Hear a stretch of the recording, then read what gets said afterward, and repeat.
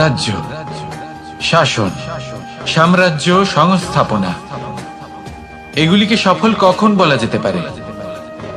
কোন কোন বুদ্ধিজীবী বলেন তখন যখন চারিদিকে শান্তি থাকে, কারোর মনে কোনো প্রশ্ন থাকবে না, শঙ্কা থাকবে না। কিন্তু আমার মনে হয় এটা অনুচিত।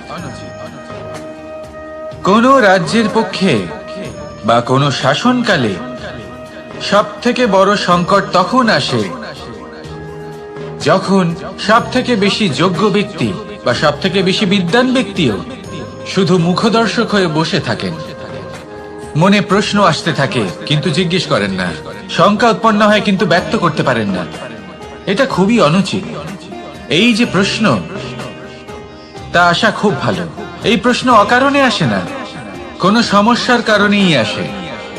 এই প্রশ্নের দ্বারা আপনি সেই সমস্যাগুলি দেখতে পাবেন যাতে আপনি এতদিন অনভিজ্ঞ ছিলেন। আর যত প্রশ্নের নিবারণ আপনি করবেন, ততই আপনার রাজ্য, আপনার শাসন আরো শ্রেষ্ঠ হয়ে উঠবে। এই প্রশ্ন, এই শঙ্কা, এগুলো আপনাকে সমাধানের চূড়াতে অবশ্যই নিয়ে যাবে। সেই জন্য না প্রশ্ন করা অনুচিত, আর না শঙ্কা ব্যক্ত করা অনুচিত, আর না তিনি মূর্খ যিনি প্রশ্ন করেন, শঙ্কা ব্যক্ত করেন। তাই এনাদের কখনো দূরে করে দেবেন না, এনাদের নিজস্ব মতামত রাখতে দিন। যখন সবাই মিলে একমত হবেন, তখন নিশ্চিত রূপে বলা যায় যে এই রাজ্য, এই শাসন, এই সংস্থাপনা সাফল্যের শিখরে রয়েছে। তাহলে আসুন আর আমার সাথে ভালোবেসে বলুন, রাধা রাধা।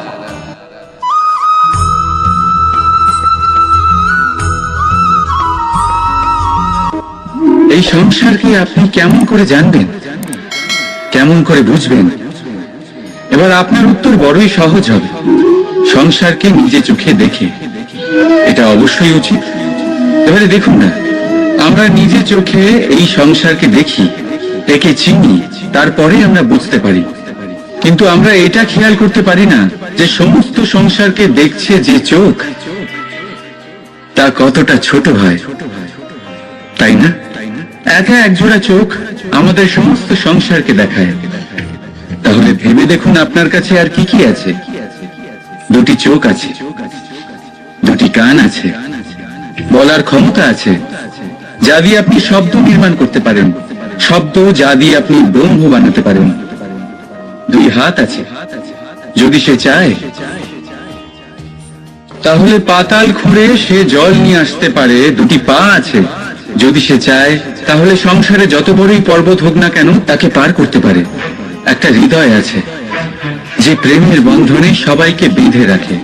একটা মন আছে যে প্রকাশের থেকেও বেশি তীব্র গতিতে চলে। এক মস্তিষ্ক আছে যে যত বড় সমস্যা হোক না কেন সমাধান বের করে ফেলে। এবারে ভেবে দেখুন আপনার কাছে কি কি নেই। বোঝার চেষ্টা করুন আপনি কতটা ধনবান। এই সংসারে সেই ব্যক্তি সুখী নন যার কাছে ধন আছে, সুখী সেই যে ধনের সদ্ব্যবহার করে। ঠিক তেমনই আপনার ধন হলো আপনার এই শরীরের ক্ষমতা। এই শরীরের ক্ষমতাগুলিকে ব্যবহার করে ধনাত্মক দৃষ্টিভঙ্গিতে সবকিছু দেখুন। এই সংসারকে বুঝুন, নিজেকে বুঝুন। এই সুখ চাইলেও আপনার থেকে দূরে থাকতে পারবে না। রাধা রাধা।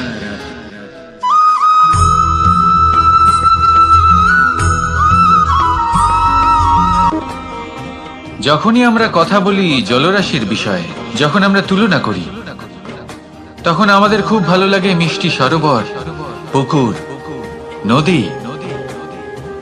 আর আমরা অপেক্ষা করে থাকি সাগরের জন্য, সমুদ্রের জন্য। কেন করি? কারণ এই সাগর, এই সমুদ্র, এ হলো অত্যন্ত বিশাল আর ভয়ানক। এর জলও কিন্তু নোনতা, যা আমরা পান করতে পারি না। কখনো ভেবে দেখেছেন এই সমুদ্রের অন্তরে এই নোনতা জল, এই নোনতা ভাব, এটা আসে কোত্থেকে? এই যে সমুদ্র, যে প্রবাহমান নদীর থেকে যে খনিজ নির্গত হয়, তার ভান্ডার হলো এটা। সেই খনিজকে নিজের অন্তরে গ্রহণ করে, সেই নোনতা ভাব নিজের মধ্যে সমাহিত করে, আর তারপর সেই নোনতা জল বাষ্পে পরিণত হয়ে উপরে উঠে যায়, যা মেঘ হয়ে আপনার ওপর মিষ্টি বৃষ্টি হয়ে ঝরে পড়ে। এ হলো সমুদ্রের ত্যাগ, যার জন্য আপনি মিষ্টি জল পান করতে পারছেন, সে নদী থেকেই হোক বা সরোবর থেকে। সেই জন্যই হয়তো সাগর হলো এত মহান, হয়তো সেই জন্যই রত্ন সাগরে পাওয়া যায়। তাই মনে রাখবেন, ক্ষমতা তারই হয় যে ত্যাগ করতে জানে, কোনো বিষকে নিজের মধ্যে ধারণ করে নিতে জানে। তাহলে আপনিও এটাই করুন, এতটাই শক্তিশালী হয়ে উঠুন, আর আমার সাথে ভালোবেসে বলুন, রাধা রাধা।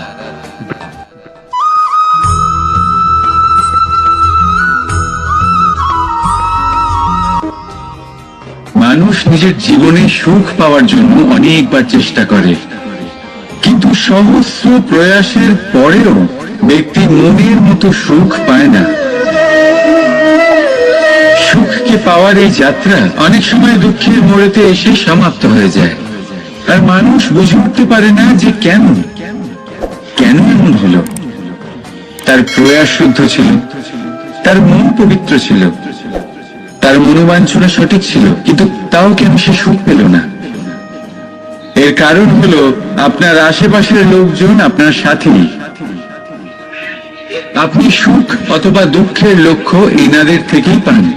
তাই মনে রাখবেন, অনেক সময় আমরা দুঃখ এই কারণে পাই কারণ আমরা দুজনের ওপরে ভরসা করি, আর অনেক সময় দুঃখী আমরা এই কারণে হই কারণ আমরা সজ্জনের ওপরে সন্দেহ করি। যেদিন আপনারা এটা বুঝতে পারবেন যে কাদের উপরে সন্দেহ করবেন আর কার থেকে আশা রাখবেন, সেই দিন আপনার জীবন থেকে দুঃখ চিরকালের জন্য চলে যাবে। তাহলে আসুন আর আমার সাথে ভালোবেসে বলুন, রাধা রাধা।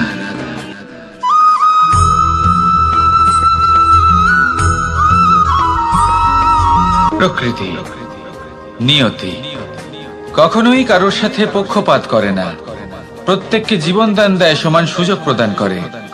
এটা সেই ব্যক্তির উপরে নির্ভর করে যে সে কিভাবে তার থেকে লাভবান হয়ে উঠবে, তার নির্বাচনের উপর নির্ভর করে, তার দৃষ্টিভঙ্গির উপর নির্ভর করে যে সে কতটা ধনাত্মক বা কতটা নেতিবাচক। দুই ধরনের মানুষ হন। এমন কিছু মানুষ হন যারা প্রত্যেক পরিস্থিতি, প্রত্যেক সমস্যা এবং বিপদে সুযোগ খুঁজে বের করেন, আর কিছু এমন মানুষ রয়েছেন যারা যে কোনো সুযোগে কোথাও না কোথাও থেকে একটা সমস্যা খুঁজে বের করেন। এবার আপনি কি চান? আপনি সুযোগ চান, তাহলে সুযোগ পাবেন। আপনি সমস্যা পেতে চান, সমস্যা তো আপনি চাইলেই খুঁজে পাবেন। চয়ন আপনারই, যে আপনি কতটা ধনাত্মক থাকতে চান, কতটা নেতিবাচক থাকতে চান। ধনাত্মক থাকুন, জীবনে সব কিছু সম্ভব হবে। আসুন আর আমার সাথে ভালোবেসে বলুন, রাধা রাধা।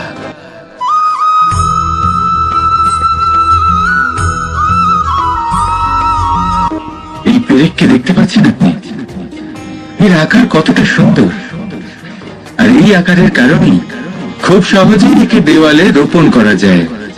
কিন্তু যখন আপনি পেরেককে দেওয়াল থেকে বাইরে আনেন, আপনি দেখবেন ওখানে একটা চিহ্ন রয়ে যায়। ঠিক এমনই হলো আমাদের মুখ থেকে বের করা কড়া শব্দ। যখনই আমাদের মুখ থেকে এই কটাক্ষ বেরোয়, তখন তা কোনো ব্যক্তির মনকে আঘাত করে, আর তারপরে আপনি যতই তার কাছে ক্ষমা চান না কেন, কিন্তু তাও তার সেই ঘা পূরণ হয় না। আপনার বলা সেই কথা, সেই কঠোর চিহ্ন ওই ব্যক্তির মনের দেওয়ালে খোদাই হয়ে থাকে।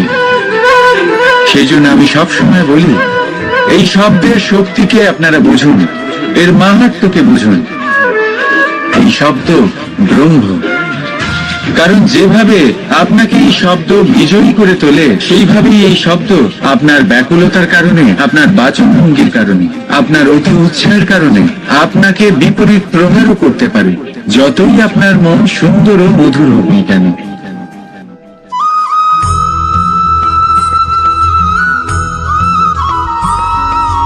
আমাদের জীবনে 7 ধরনের সুখ আছে, আর সেগুলো লাভ করার জন্য আমরা অত্যন্ত প্রচেষ্টা করি। কিন্তু কোনো প্রচেষ্টা করার পূর্বে তা কিভাবে করব সেটা বোঝা খুব প্রয়োজন, আর সেখানেই আমরা ভুল করে থাকি। যে কাজটা আমাদের পরে করা উচিত, সেটাই আমরা আগে করে বসি। আপনাকে স্পষ্ট করে বোঝাই, প্রত্যেক সুখের সাথে দুটি ক্রিয়া জড়িত থাকে। এবার যখন আমরা ধনের কথা বলি তখনও দুটি ক্রিয়া জুড়ে থাকে। প্রথম ক্রিয়া হলো ধন অর্জন করা, দ্বিতীয় ক্রিয়া হলো ধনের ব্যবহার করা। আর জীবনে ধনের ব্যবহার করার পূর্বে ধন কিভাবে অর্জন করতে হয় তা শেখা অত্যন্ত প্রয়োজনীয়।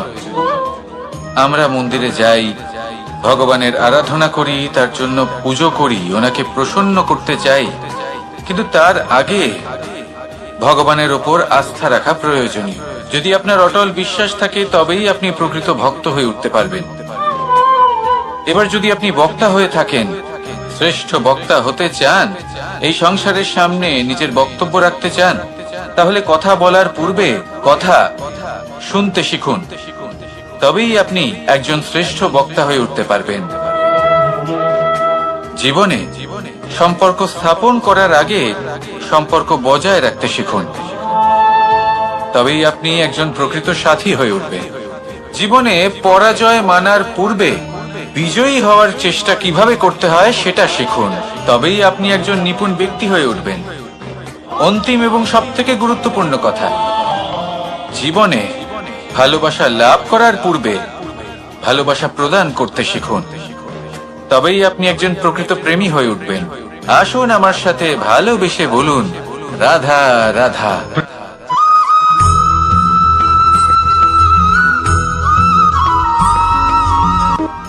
মানুষের শরীরের বিভিন্ন অঙ্গ দ্বারা ভিন্ন ভিন্ন প্রকারের কাজ করা হয়, আর সেই জন্য মানুষ নিজের শরীরের যত্ন করে, তার খেয়াল রাখে, নিজের শরীরকে সুস্থ রাখে, স্বচ্ছ রাখে, বস্ত্র পরিধান করে, আর কোথাও আঘাত লাগলে ক্ষতস্থান ঢেকে ফেলে। মানুষের শরীরে এমন একটি অঙ্গ আছে যা চোখে দেখা যায় না, যা অদৃশ্য থাকে, কিন্তু সেইটা দিয়ে মানুষের বিষয়ে অনেক কিছু জানা যায়। এবং মানুষের শরীরের সেই অঙ্গের নাম হলো বাণী, আপনার ভাষা। আপনি যেভাবে কথা বলেন, যার সাথে কথা বলেন, আপনি যেভাবে শব্দ চয়ন করেন, তার দ্বারা আপনার বিষয়ে অনেক কিছু বোঝা যায়, আপনার ব্যক্তিত্বের বিষয়ে অনেক কিছু বোঝা যায়। সেই জন্য সবসময় কিছু বলার আগে একটু ভেবে নিন, নিজের কথার ওপর একটু নিয়ন্ত্রণ রাখুন। আমার কথা শুনুন, এই হৃদয়কে শুদ্ধ করে তুলুন। যদি এই হৃদয় শুদ্ধ থাকে তাহলে সর্বদা মধুর বাণী নির্গত হবে, যা সবাইকে প্রফুল্ল করে তুলবে, আর তখন এই মন প্রসন্ন হয়ে বলবে, রাধা রাধা।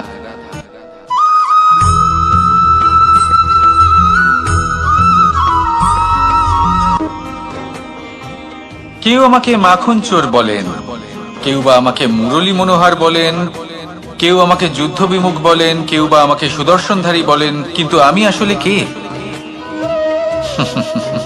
আসুন, আজ আমি আপনাকে আমার আসল পরিচয় জানাবো। বাড়িতে সুস্বাদু মাখন থাকা সত্ত্বেও গোপীদের কাছে সুমধুর ভালোবাসাপূর্ণ বকুনি খাওয়া যে ভালোবাসে, সেই হলো কৃষ্ণ। আঙুলে সুদর্শন চক্র থাকা সত্ত্বেও যে রথের লাগাম ধরে থাকবে সেই সিদ্ধান্ত নিয়েছে, সেই হলো কৃষ্ণ। দ্বারকার মতো অনন্য রাজমহল থাকা সত্ত্বেও সুদামার মতো সখা যার অত্যন্ত প্রিয়, সেই হলো কৃষ্ণ। যদি আপনার মনে প্রেম থাকে, আপনি প্রেম বিতরণ করেন, সবাইকে ভালোবাসেন, এবং ভালোবাসা রক্ষার খাতিরে শস্ত্র হাতে নিতেও আপনি সক্ষম থাকেন, তাহলে আপনি হলেন কৃষ্ণ। আসুন আমার সাথে ভালোবেসে বলুন, রাধা রাধা।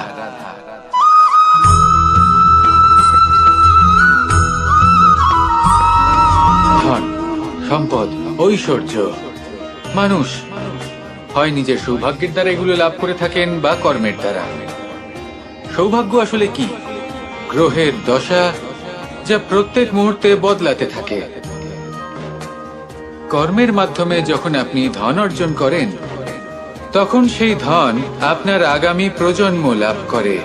সেটা হয় সে ভোগ করে বা তার জন্য তার ভোগান্তি হয়। আর এটা নির্ভর করছে আপনার কর্মের ওপরে। কি কর্ম করেছেন আপনি সেই ধনকে লাভ করার জন্য? যদি আপনি সৎ পথে চলেন, নিষ্ঠা ভরে আপনি কর্ম করে থাকেন এবং তার ফলে আপনি ধন অর্জন করে থাকেন, তাহলে আপনার আগামী প্রজন্ম সেটা ভোগ করবে, সেটা প্রয়োগ করবে নিজের বিকাশের জন্য। কিন্তু যদি আপনি কুকর্ম করে থাকেন, কোন রকম ছলনা করে থাকেন এই ধন লাভ করার জন্য, তাহলে 100% আপনার আগামী প্রজন্মকে এর জন্য ভুগতেই হবে। তাহলে আপনি কি চাইবেন, যে আপনার আগামী প্রজন্ম সুখ ভোগ করবে, নাকি আপনার কুকর্মের পরিণাম ভোগ করবে? নির্বাচন আপনারই। আসুন আমার সাথে ভালোবেসে বলুন, রাধা রাধা।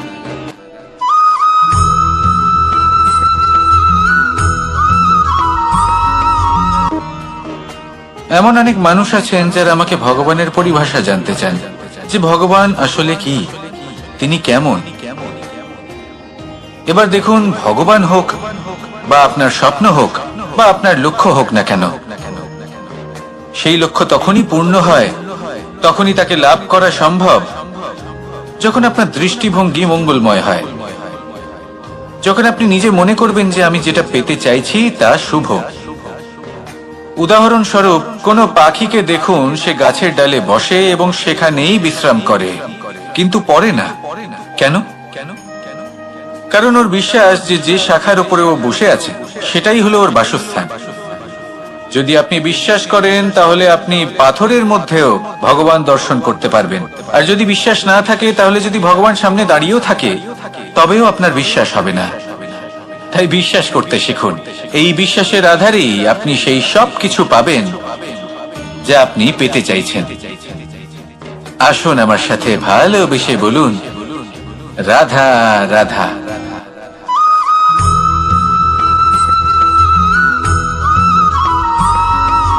মাতা পিতার মনে সবসময় এই বাসনা বাস করে যে ওনাদের সন্তানের যেন মঙ্গল হয়। নিজের সন্তানকে সেই সবকিছু দেওয়ার সবসময় চেষ্টা করতে থাকেন যেগুলো তারা নিজেরা নিজেদের জীবনে কখনো পেতে পারেননি। এবং এই প্রক্রিয়ায় সব থেকে গুরুত্বপূর্ণ বিষয়টি ভুলে যান, নিজের সন্তানকে সেই জিনিস দেওয়া যেটা উনি সব থেকে আগে পেয়েছেন। আমি ধনের কথা বলছি না, আমি বলতে চাইছি নিজের অভিজ্ঞতা দ্বারা ওনারা যে মানসিক স্থিতি লাভ করেছেন, ওনারা যে মর্যাদা লাভ করেছেন, যে শিক্ষা ওনারা লাভ করেছেন, সবার আগে নিজের সন্তানকে সেটা দেওয়া প্রয়োজন। সেটা যদি নিজের সন্তানকে দিতে পারেন, তাহলে এই সন্তান জীবনে তার পথে এগোতেও পারবে, ধন অর্জন করতে পারবে এবং শক্তিশালী অনুভবও করতে পারবে। সেই জন্য সন্তানকে সবার আগে সেটা দান করুন যেটা সব থেকে বেশি মূল্যবান। সেটা দিন যেটা আপনি সবার আগে লাভ করেছেন। আসুন আমার সাথে ভালোবেসে বলুন, রাধা রাধা। কখনো কখনো আমরা খুব ব্যথিত হয়ে পড়ি। আমরা নিজেদের পরিবারের জন্য এত কিছু করি, আর তারা আমাদের দেখলেই ভয়ভীত হয়ে পড়ে, আমাদের দেখলে বিরক্ত হয়। কখনো নিজেদের সন্তানকে বিকাশের পথে অগ্রসর করার জন্য আমরা তাদের উপর একটু জোর দিই যাতে তারা পরিশ্রম করে, কিন্তু সেই সন্তান আমাদের উপর বিরক্ত হয়ে পড়ে। কখনো সন্তানকে সঠিক শিক্ষা দেওয়ার জন্য আমরা তাদের কিছু সীমা নির্ধারিত করি, তখন সেই সন্তানের চোখে নিজেদের জন্য আমরা ঘৃণা দেখতে পাই। মানুষ কেন ব্যথিত হবে না? দেখুন, যখন সূচের দ্বারা আপনি বস্ত্র সেলাই করেন, তখন সূচের আঘাত সেই বস্তুকে সহ্য করতে হয়, কিন্তু তাতে সেই সূচ বা আপনার উদ্দেশ্যে কোনো প্রভাব পড়া উচিত নয়, কারণ আপনি তো আপনার কর্ম করছেন, আর তাও পূর্ণ নিষ্ঠা ভরে, এবং অবশেষে আপনার উদ্দেশ্য শুভ প্রমাণিত হবে। তাই কেউ বিরক্ত হচ্ছে বলে বা কারোর চোখে নিজের প্রতি ঘৃণা দেখার ভয় কখনো পিছিয়ে যাবেন না। কষ্ট না করে বিকাশ সম্ভব নয়। কর্ম করতে থাকুন, সবকিছু শুভ হবে। আসুন আমার সাথে ভালোবেসে বলুন, রাধা রাধা।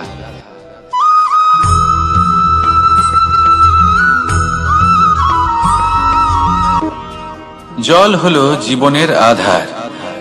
যদি জল না থাকে, এই সংসারের জীবনের কোনো অস্তিত্ব নেই। এই জল হলো শুদ্ধ, পবিত্র। কিন্তু যখন এই জল পরিবেশের সংস্পর্শে আসে, তখন ধুলো, ময়লা, কাদা এবং অন্যান্য বস্তু দ্বারা এই জল পূর্ণরূপে দূষিত হয়ে যায়। এবার যদি এই জলের শুদ্ধিকরণ করতে হয় তাহলে আমরা এই জলকে অস্থির হতে দিই না, তাকে স্থিরভাবে রেখে দিই। আর সেটা করলে সেই জল নিজে থেকেই সকল অশুদ্ধি ত্যাগ করে দেয়, নিজে থেকেই নিজেকে শুদ্ধ করে তোলে। এটা কিন্তু আমাদের মনের সাথেও হয়ে থাকে। এই সংসারে এত সমস্যার সম্মুখীন হয়েও কোথাও না কোথাও আমাদের এই মন মলিন হয়ে যায়, এতে নেতিবাচক ভাব জাগ্রত হয়। সেই মুহূর্তে আপনি কোনোভাবে রাগ করবেন না, মন খারাপ করবেন না, তাড়াতাড়ি কোনো সিদ্ধান্ত নেবেন না, কোনো প্রতিক্রিয়া দেবেন না। শুধু নিজের এই মনকে শান্ত করে রাখবেন, শান্ত মনে দিন যাপন করবেন। যদি এটা করেন তাহলে আপনি নিজে থেকেই বুঝতে পারবেন যে কি কি অশুভ ভাব আপনার মধ্যে জাগ্রত হয়েছে আর কি কি শুভ চেতনা আপনাকে জাগ্রত করতে হবে। আপনি নিজে থেকেই এমন পথ খুঁজে পাবেন যার দ্বারা এই অশুদ্ধি আপনি ত্যাগ করতে পারবেন। আসুন আমার সাথে ভালোবেসে বলুন, রাধা রাধা।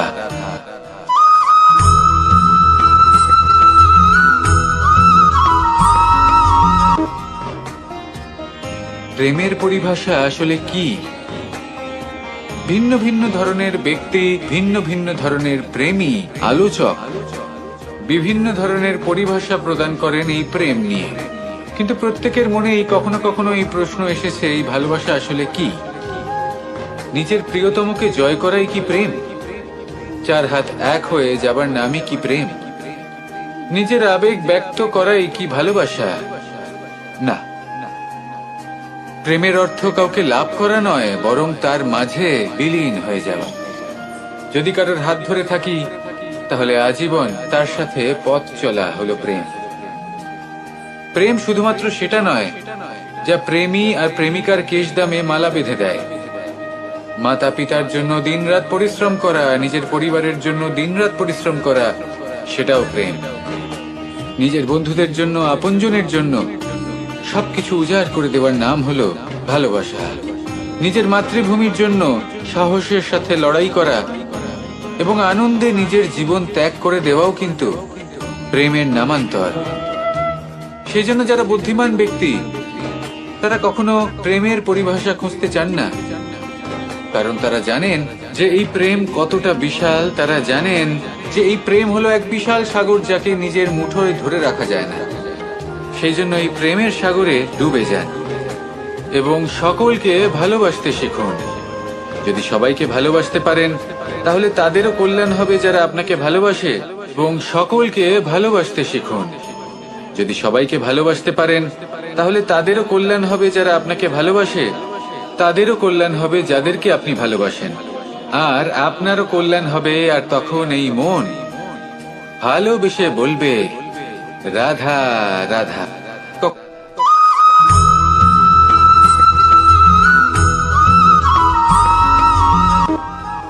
যদি আপনি নিজের জীবনে প্রকৃত বন্ধু নির্বাচন করতে চান তাহলে তার আগে দর্পণ আর ছায়া এই দুইয়ের বিশেষত্বর বিষয়ে জানাটা অত্যন্ত প্রয়োজনীয়।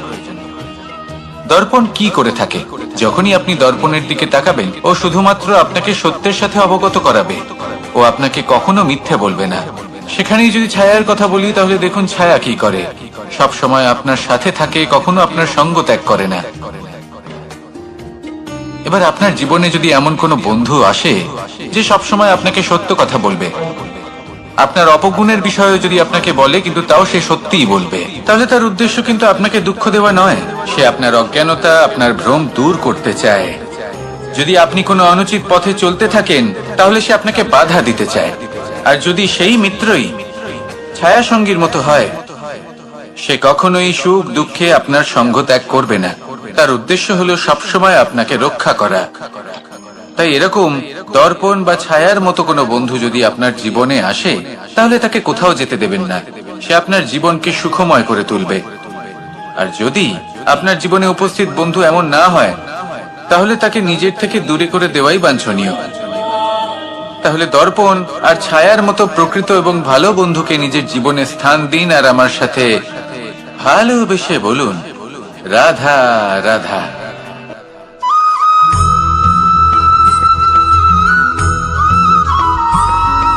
কখনোই প্রশ্ন আসতে পারে যে ইমারত কেন নির্মাণ করা হয়, কেন উৎসব পালন করা হয়, কেন মানুষ নিজেদের জন্মদিন পালন করেন? কেন দোল, বিজয়া দশমী, রাখি, দীপাবলির মতো উৎসব পালন করা হয়? যদি এগুলো পালন না করা হয় তাতে কি যায় আসে? যদি এই দোল উৎসব পালন না করা হয় তাহলে কি এই সংসার ভুলে যাবে যে নারায়ণের প্রতি ভক্তির কারণে ভক্ত প্রহ্লাদকে অগ্নি স্পর্শও করতে পারেনি?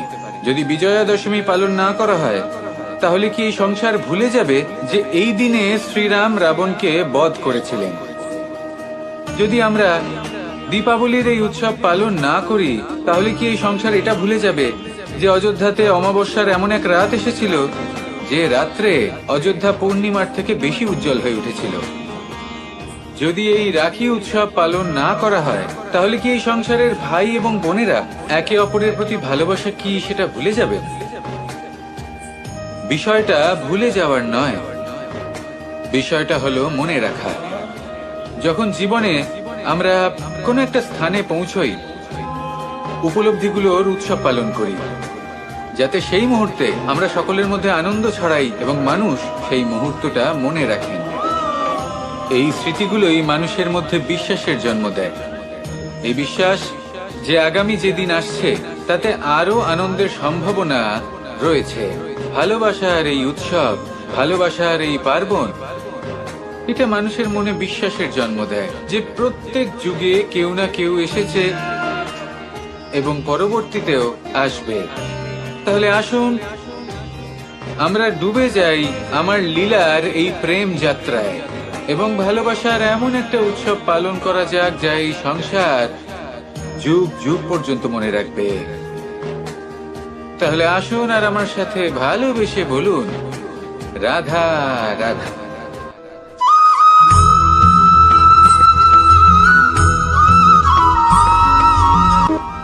আমাদের এই জীবন, তাতে এই যে সময় চক্র, তা তিনটি ভাগে বিভক্ত।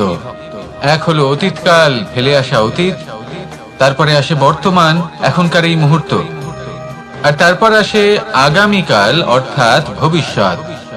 এবার এখানে সবথেকে গুরুত্বপূর্ণ হলো অতীতকাল, ভবিষ্যৎকাল, ফেলে আসা অতীত এবং আগামী সময়। কেন? কারণ এই দুইয়ের উপর নির্ভর করছে যে আপনি বর্তমানে কি করতে চলেছেন। শুধু প্রয়োজন হলো সঠিক দৃষ্টিভঙ্গি। অতীতকালকে যদি আপনি একটি দৃষ্টিভঙ্গি থেকে দেখেন তাহলে অতীতকালে আপনি দুঃখও দেখতে পাবেন, যন্ত্রণাও দেখতে পাবেন। অন্য কোনো দৃষ্টিভঙ্গি থেকে দেখলে আপনি অতীতকাল থেকে শিক্ষাও লাভ করবেন। এবার এই শিক্ষা অনুসারেই বর্তমানে কর্ম করা উচিত।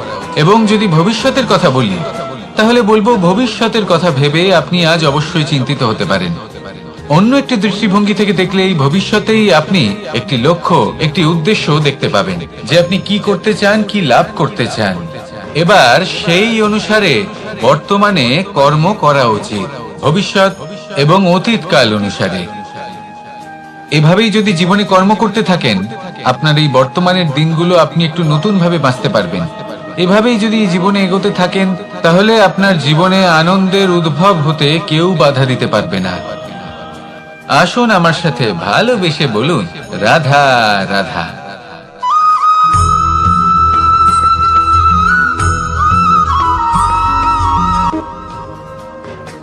সমুদ্র মন্থনের সময় দুই ধরনের রত্ন লাভ করা হয়েছিল। প্রথম হলাহল, যার প্রভাব থেকে এই সমস্ত সংসারের জীবের প্রাণ বাঁচানোর জন্য মহাদেব তাকে নিজের কণ্ঠে ধারণ করে নিয়েছিলেন। আর দ্বিতীয় অমৃত, যেটা কিঞ্চিত পরিমাণ মাত্রায় পাওয়া গেছিল। কখনো কখনো জীবনে এমন কোন বস্তু যা আপনি প্রয়োজনের থেকেও অনেক বেশি মাত্রায় ভোগের জন্য লাভ করে থাকেন, তা আপনার জন্য বিষ প্রমাণিত হতে পারে। যেমন জল, প্রয়োজনের থেকে অনেক বেশি মাত্রায় যদি এই জল আসে তাহলে আপনার প্রাণ কাটতে পারে।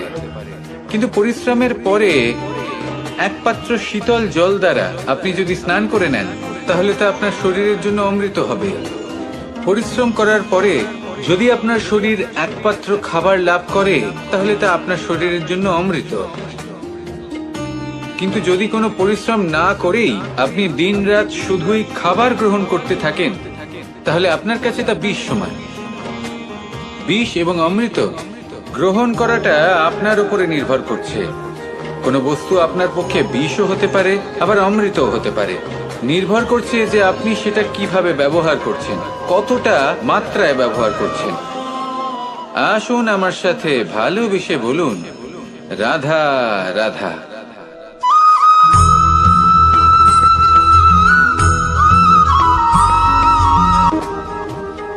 সুখ, দুঃখ, মৃত্যু, মহামারী, এগুলো কখনো বলে আসে না, আবার জিজ্ঞাসা করেও আসে না। এমনই হয় দ্রুত ক্রীড়ার এই খেলায়। এক কারাগারের মতো, একটা মাকড়সার জালের মতো। যেমন একটা মাকড়সার জাল একটা পোকাকে নিজের দিকে আসতে আকর্ষিত করে নিজের চমকের দ্বারা, নিজের গঠন দ্বারা, সেরকমই দ্রুত ক্রীড়ার এই খেলা মানুষকে নিজের দিকে আসতে প্ররোচিত করে। শেষে গিয়ে মানুষ আটকা পড়ে। পার্থক্য শুধু এটাই, যখন এক পোকা এই জালে জড়িয়ে পড়ে তখন সে তার প্রাণ হারায়। মানুষ যখন এই দ্রুত ক্রীড়ায় আকর্ষিত হয়, সে নিজের মান, নিজের ধন সবকিছু হারায়, নিজের বিবেক হারিয়ে ফেলে। কিন্তু আপনি আপনার বিবেক কখনোই হারাবেন না। যদি আপনার মনে লোভ চলে আসে, আপনি লোভী হয়ে ওঠেন।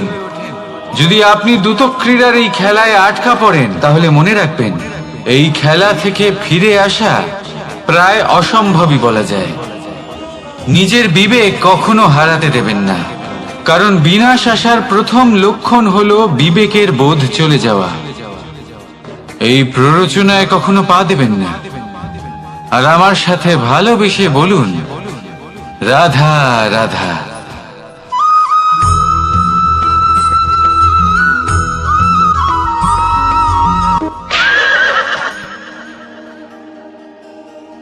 প্রেম, আড়াই অক্ষর, মাত্র আড়াই অক্ষরের এই শব্দ প্রেম, এর মধ্যে ত্রিলোকের এবং সমগ্র ব্রহ্মাণ্ডের বীজ নিহিত আছে। এমন কি আছে যা এই প্রেম করতে পারে না? যেখানে শক্তি এবং বিদ্যা প্রয়োগ করে আপনি কিছুই করতে পারবেন না, সেটাও প্রেম দ্বারা অর্জন করা সম্ভব। প্রেম চাইলে পাথরেও ফুল ফোটাতে পারে। প্রেম চাইলে ন্যাড়া পাহাড়ের বুক চিরে নদীপথ তৈরি করতে পারে। চাইলে নিরক্ষর ব্যক্তিকে সংসারের শ্রেষ্ঠ জ্ঞানী করে তুলতে পারে। শুধুমাত্র এই প্রেমের জন্য সবার দুষ্টু কানাই ঘনশ্যাম হয়ে উঠেছিল। শুধুমাত্র এই প্রেমের টানেই ত্রিলোকের স্বামী দ্বারকাধীশ নির্ধন সুদামার পদসেবাও করেছিলেন। এই প্রেম হলো সংসারের সব থেকে বড় শক্তি। এই সংসারের আধার হলো প্রেম। এমন কিচ্ছু নেই যা এই প্রেমের পক্ষে সম্ভব নয়। যেখানে বিদ্যা এবং শক্তি সাহায্য করতে পারে না, সেখানে এই প্রেম আপনাকে জয়ী করে দিতে পারে। তাহলে আসুন আর আমার সাথে ভালোবেসে বলুন, রাধা রাধা।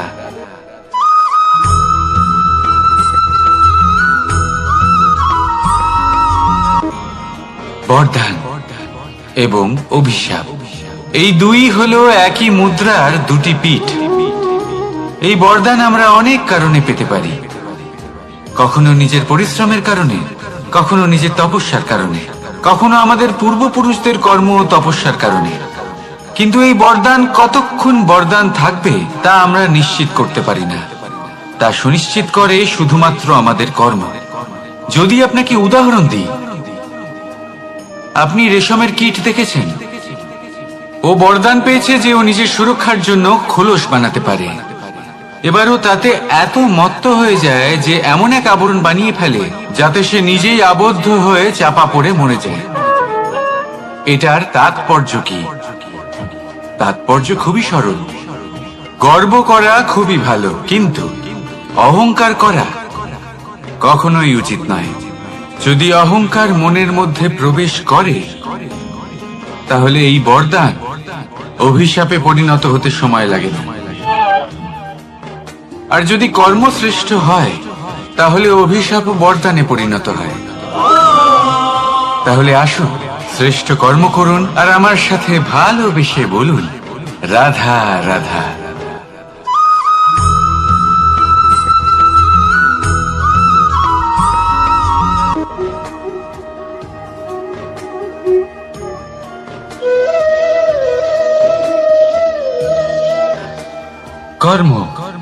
এবং ফল। দেখতে গেলে এই সমস্ত ব্রহ্মাণ্ড এই দুইয়ের মাঝেই স্থির হয়ে আছে।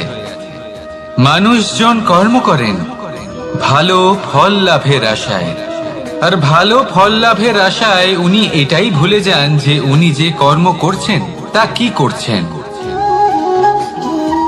আমি বলেছিলাম কর্ম করুন ফলের চিন্তা না করে, কিন্তু কি কর্ম করছেন সেই বিষয়ে ভাবাটাও অত্যন্ত আবশ্যক।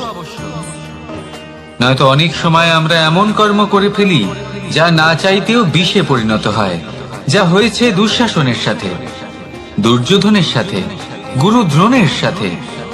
একজনের মানসিকতা উচিত ছিল না, একজনের বিবেক উচিত ছিল না, আরেকজন যে পক্ষ নির্বাচন করেছিলেন সেই পক্ষ উচিত ছিল না। আর যা কিছু ওনাদের সাথে হলো, আপনার আমার আমাদের সকলের সাথে তা হতে পারে। আমি বলেছিলাম কর্ম করুন, ফলের চিন্তা করবেন না, কিন্তু এই কর্মের বিষয়ে বিচার করে দেখাটাও ততটাই আবশ্যক। দেখুন, কর্ম করার উচিত প্রক্রিয়া ফলের চিন্তা না করা, কিন্তু যদি আপনার কর্ম শুভ হয় তাহলে তার ফলও নিয়তি আপনাকেই দেবে। সর্বদা কর্ম করার সময় এটা ভাবুন যে আপনার এই কর্ম এই সংসারকে, এই সমাজকে, আপনার পরিবারকে, আপনার আশেপাশের মানুষজনকে কোন দিশায় নিয়ে যাবে। যদি এটা সবার জন্য মঙ্গলময় হয় তাহলে কর্ম করতে থাকুন। আর হ্যাঁ, নিশ্চিত রূপে ফলের চিন্তা করবেন না। আসুন আমার সাথে ভালোবেসে বলুন, রাধা রাধা।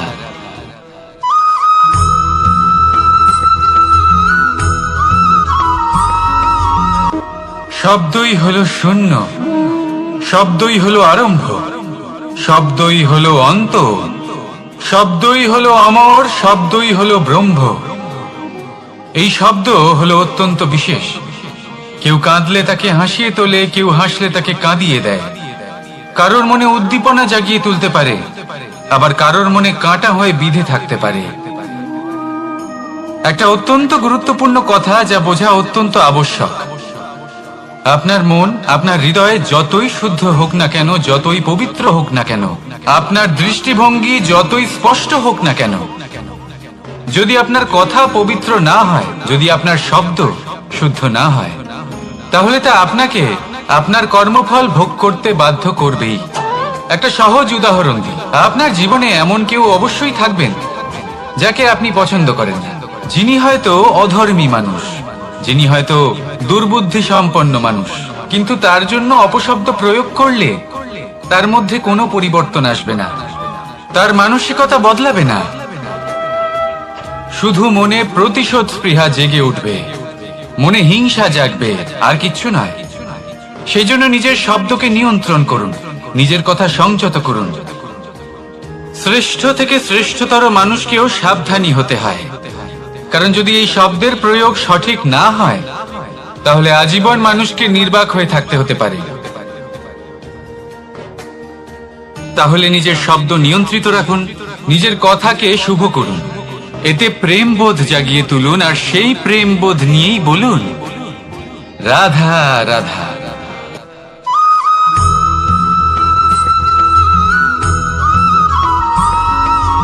বটবৃক্ষের বীজ সর্ষের দানার থেকেও ছোট হয়, কিন্তু যখন তা নিজের রূপ ধারণ করে তখন তা বিশাল বৃক্ষের আকার ধারণ করে, যা সহস্র বছর ধরে বেঁচে থাকে, ছায়া প্রদান করে, পাখিদের আশ্রয় প্রদান করে, আর দেয় পথচারীদের বিশ্রাম করার স্থান। কেন? কারণ সেই ছোট বীজ তা মাটির ভেতরে গিয়ে নিজের খোলস ত্যাগ করে। অন্ধকারে থাকে সে, যতই আলো আসুক না কেন, যতই বর্ষা আসুক না কেন, সব সহ্য করে। আর তারপরে একটা চারা গাছ অঙ্কুরিত হয়, তারপর ধীর গতিতে একটা বিশাল বৃক্ষতে পরিণত হয়।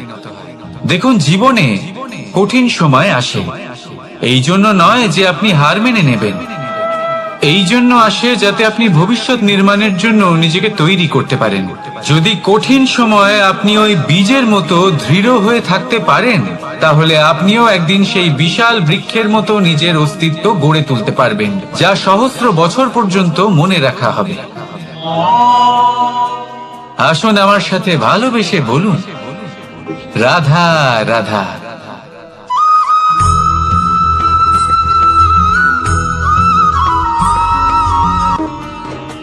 ভগবান